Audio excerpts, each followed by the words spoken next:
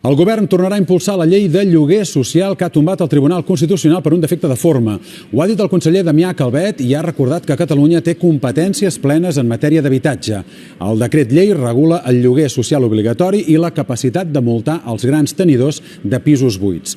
No aplicar-ho, en la pràctica, suposa que com a mínim entre 3 i 4.000 persones que estan pendents de desnonament es quedin sense protecció i passin a demanar ajuda a les taules d'emergència.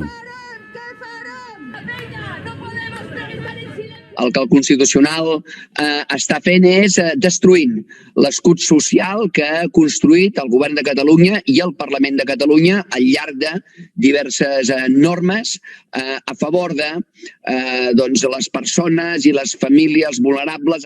Exigir al proper govern de la Generalitat i al proper Parlament, un cop es constitueixi, que la primera llei que surti de la cambra sigui el mateix text anul·lat pel Constitucional, article per article, ara sí en format de llei, i que aquestes famílies que quedaran desprotegides durant aquest temps ho puguin estar en el futur.